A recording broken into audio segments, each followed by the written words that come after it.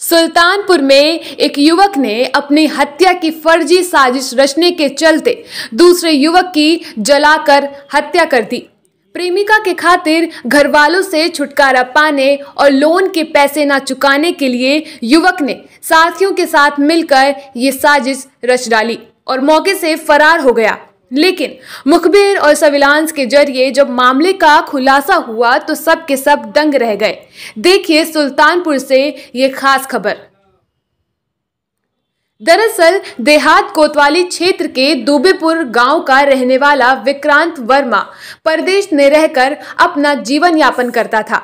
दिनांक 15 जनवरी को सुल्तानपुर पहुंचा और घर से बाइक से निकला, लेकिन रात भर वापस नहीं लौटा। 16 जनवरी की भोर में निर्माणाधीन मेडिकल कॉलेज के पास इसकी बाइक खड़ी मिली और पास में एक शव पूरी तरह से जला हुआ मिला, जिसकी पहचान विक्रांत के परिजनों ने विक्रांत के रूप में की। शुरुआत में पुलिस द्वारा आशंका जताई जा रही थी कि शायद शराब में बड़े में अलाव तपते समय वो चपेट में आकर जल गया, लेकिन परिजन लगातार इसे हत्या बता रहे थे। फिलहाल पुलिस ने हत्या का मुकदमा दर्ज कर मामले की पड़ताल शुरू की। मुखबिर के जरिए सूचना मिली कि शादीशुदा होने के बाद भी गांव की एक लड़की से विक्रांत का प्रेम प्रसंग चल रहा था, जिसके बाद पुलिस ने सर्विलांस के जरिए सूचना एकत्रित करनी शुरू की। तहकीकात में पता चला कि विक्रांत अभी भी जिंदा है और हरियाणा के पानीपत में रह रहा है। आनन फानन पुलिस पानीपत पहुंची और विक्रांत को जिंदा गिरफ्तार कर लिया और कड़ाई से पूछताछ शुरू की, जिसके बाद विक्रांत ने सच उगला। दरअसल विक्रांत ने बिजनेस के लिए लाखों रुपए लोन लिए हुए थे। साथ ही गांव की लड़की से विक्रांत का प्रेम प्रसंग चल रहा था। परिवार, पत्नी और बच्चों से छुटकारा पाने के लिए और लोन ना अदा करने के लिए उसने अपने कासगंज के रहने वाले दो साथियों शक्तिमान और अनुज साहू के साथ मिलकर घिनौनी साजिश रची। ये सभी 15 जनवरी को ट्रेन से सुल्तानपुर पहुंचे, जिसके बाद विक्रांत घर चला आया और बाकी सब होटल में रुक गए। दूसरे दिन ये सभी मिले और अमहट के पास एक शराब के ठेके के पास नशे में बेहद चूर युवक को पकड़ लिया और उसे निर्माणाधीन मेडिकल कॉलेज के पास बने फार्म हाउस ले गए, जहां इन तीनों ने पहले इस युवक की गला दबाकर हत्या की। फिर विक्रांत ने उसे अपने कपड़े पहनाए और अपना मोबाइल उसकी जेब में डाल दिया। बाइक से पेट्रोल छिड़क कर उसे आग के हवाले कर दिया और अपनी हत्या की साजिश दिखाने के लिए बाइक वहीं खड़ी की और हरियाणा भाग निकले। पुलिस की माने तो जिस युवक को इन लोगों ने मौत के हवाले किया था, उसकी पहचान अयोध्या के खंडासा रोहतावा के रहने वाले द्वारिका नाथ शुक्ला के रूप में हुई, जो CHC दुबेपुर में संविदा चालक के रूप में तैनात था। बहरहाल पुलिस ने विक्रांत सहित उनके दोनों साथियों को गिरफ्तार कर लिया है और विधिक कार्यवाही में जुट गई है।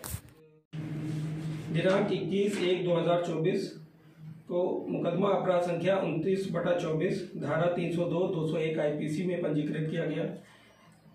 ये मुकदमा मृतक विक्रांत वर्मा के पिता श्री रमेश कुमार वर्मा द्वारा पंजीकृत कराया गया था। इस मुकदमे के अंतर्गत ये घटना घटित हुई थी कि एक डेड बॉडी हमें जो 100% जली हुई थी वो मिली थी। इस घटना के अनावरण में मुखबिर खास द्वारा ये सूचना मिली कि विक्रांत वर्मा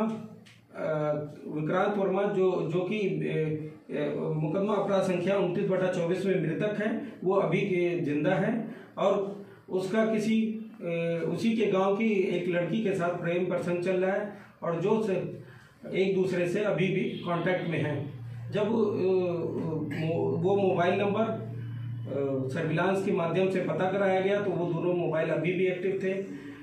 तो इस के सफल अनावरण के लिए SOG और थाना कोतवाली देहात से अलग अलग टीमें गठित की गई और उनकी गिरफ्तारी के लिए उन्हें रवाना किया गया।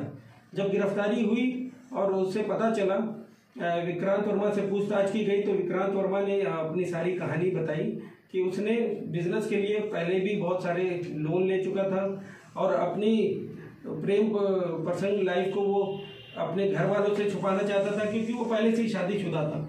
इस वजह से उसने ये प्लान सारा किया। उसने ये प्लान उसने पानीपत में रह के किया। वहाँ पे उसके दो दोस्त हैं, शक्तिमान और अनुज। इन दोनों ने साथ मिलके इस घटना को प्लान किया। 15 तारीख को ये तीनों पानीपत से चल के पहले कासगंज जाते हैं, फिर 15 तारीख को सुल्तानपुर में आते हैं। सुल्तानपुर में अलग अलग होटलों में ये लोग रुकते हैं और 16 तारीख के शाम में इन्होंने अपने प्लान के अकॉर्डिंग अमहट पे स्थित मंडी के पास जो शराब का ठेका है, वहां से किसी ऐसे व्यक्ति को उठाया जो शराब के नशे की हालत में हो, जो उस घटना को होने से रोक ना पाए, रजिस्ट न कर पाए। इसलिए उन्होंने ऐसे आदमी को उठाया और अपने फार्म हाउस पे ले जाते हैं। वहाँ फार्म हाउस पे पहले उस बंदे को, जो कि एक सफ़ेद कुर्ता और पैजामा और ब्राउन कलर की जैकेट पहने हुआ था, उसे पहले मफलर से उसका गला घसीट के मार देते हैं। फिर उसे अपना कपड़ा पहना देते हैं। अपनी ही बाइक से विक्रांत वर्मा अपनी बाइक से पेट्रोल निकाल के उसे 3-4 बोतल उस पर डाल देता है और उसे वहीं जला देता है। और फिर ये घटना करने के बाद उसी रात 16 तारीख के रात 9 बजे ये लोग होटल से चेकआउट करके बंधुआ कला से कहीं जैकेट खरीदते हैं और फिर ये लखनऊ में जाके उस रात लखनऊ में रुकते हैं। अगले दिन ये कासगंज जाते हैं, फिर वहां से पानीपत चले जाते हैं। इस तरह इन्होंने इस घटना को अंजाम दिया है। और इस घटना के सफल अनावरण के लिए श्रीमान पुलिस अधीक्षक महोदय द्वारा इस पूरे एसओजी टीम और थाना कोतवाली टीम को 25,000 रुपए के नाम से पुरस्कृत किया है। ठीक है।